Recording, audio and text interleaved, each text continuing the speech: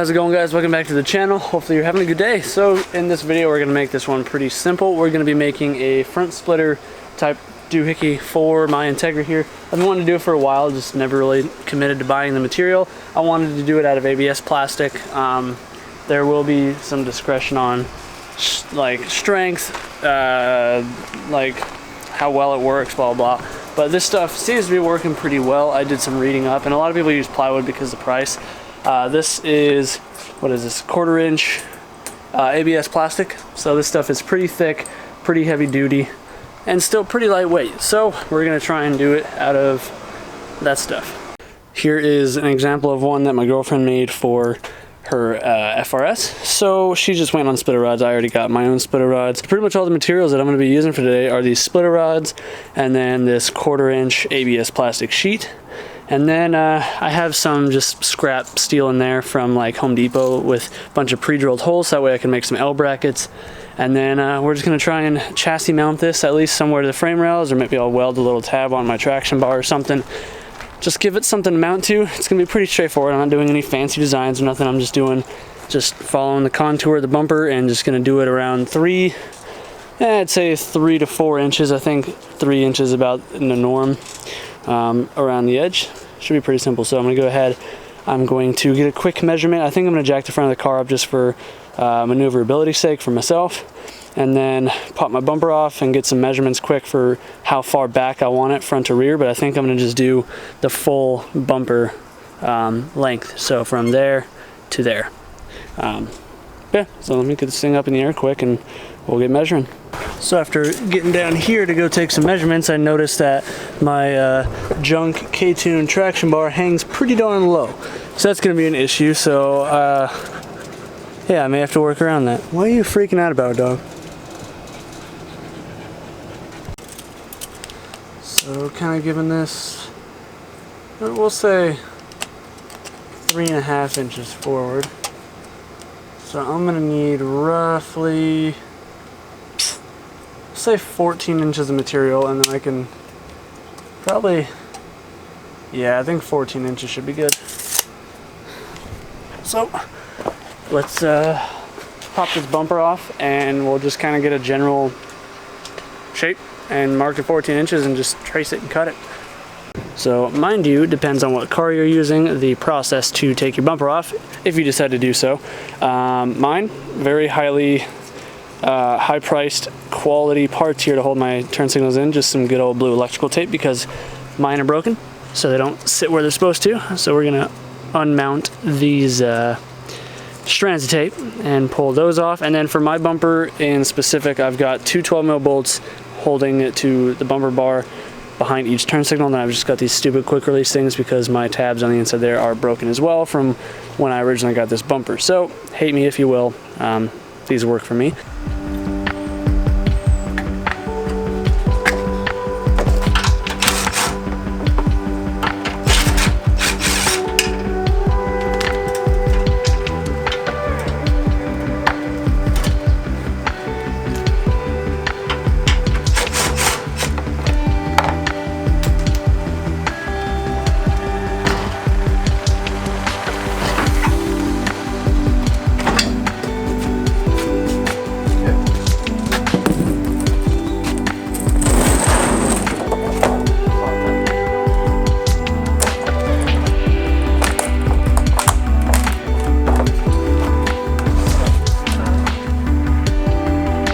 At this point, it's literally just arts and crafts, so I'm gonna go ahead, I'm gonna just make it easy. I'm going to take a measurement from the front peak, or front part of my lip, and then go, from the front of the board here, and just go 14 inches back, and then we'll pretty much just do, yeah, we'll make that mark across, and then I'll just do 3.5 inch dots every like inch or so all the way around, and then just connect all the dots. That way it's easy for me to trace, so I don't have to try and do any guesswork.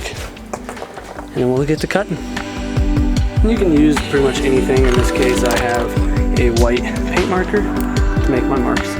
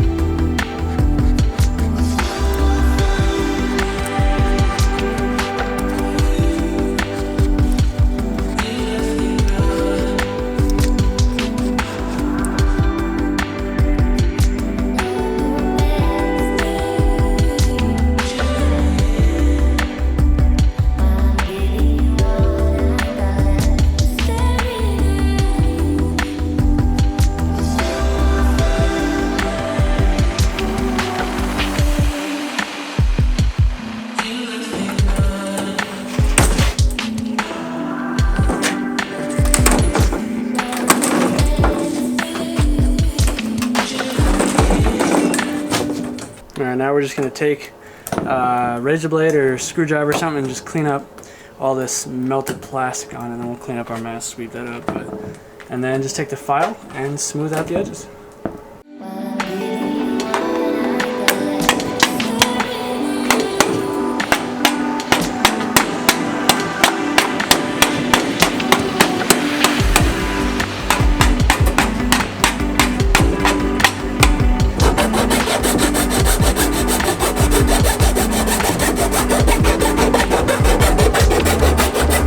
With the edges all cleaned up, now it's time to mount it to the car. So a lot of people tend to mount theirs attaching it to just their bumper, which is fine if you're going for looks, but if you're going for functionality, that could end up ripping your bumper off because of the amount of downforce it actually creates.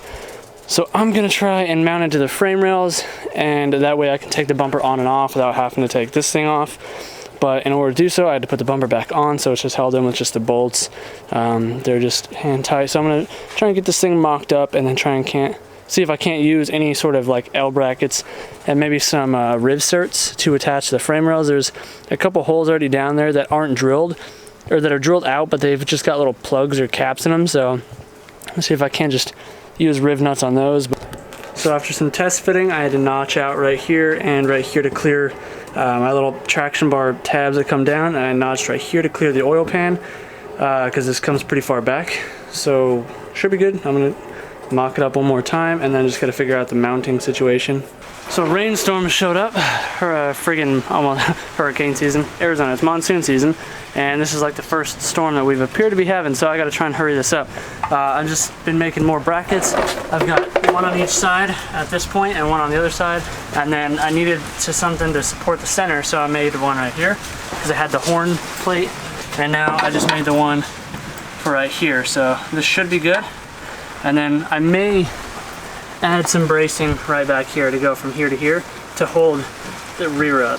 So yeah, I think I'm gonna end up making that. And I'll use riv certs to attach to the body. This is what I mean when I'm talking about riv nuts. It's these little inserts that are threaded, and you pretty much just kind of use it kind of like a rivet.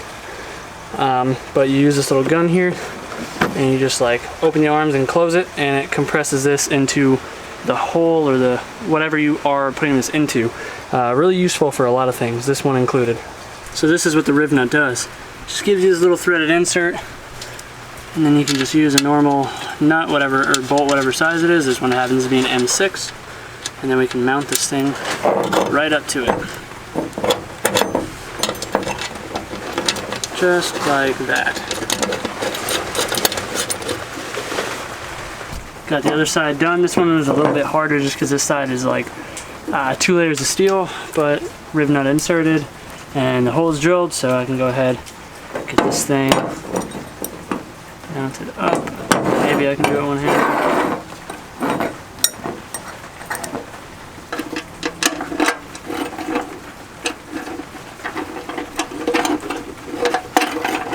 Alright, so just put the bumper on. Bumper goes on just fine. There is a little bit of a gap up front. I think that's partially due to the fact that the lip is warped down here, and so I'm gonna have to use those rods to fill up some of that gap. There is enough flex. It'll pull it up. It'll be a little wavy, but that's okay. It'll still help. Yeah, I don't know. Should work. Looks pretty good. Overall look is pretty good.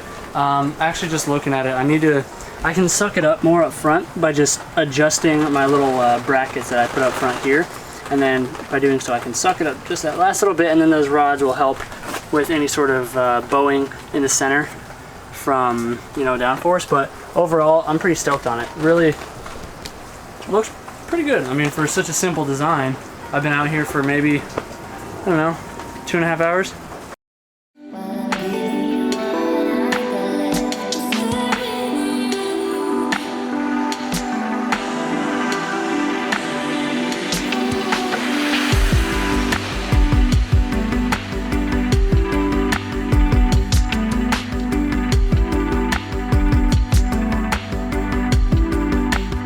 The hardest thing I've done, definitely not the easiest, especially with this rain and all the wind and having to freaking tie everything down in the meantime. But overall, I give the difficulty rating probably, yeah, 5 out of 10. It's really not that bad. I didn't have to do any welding. All I used was basic hand tools and a cutoff wheel. So you guys should be fine, and a drill. And then the riv nut tool, yeah, I already had that, but the one that I have specifically is about 60 bucks, so not bad. I paid $97 for the whole sheet of ABS plastic though, so that one you guys might be kind of SOL on, but the same concept is going to apply whether you use ABS plastic, aluminum, or plywood. Costs will vary obviously because of that, but the plywood is honestly probably going to weigh about the same. My buddy Doe just made one on his car out of plywood and it weighs pretty darn close. If anything, mine might be a hair heavier, but the bracketry and all that is going to be pretty much identical.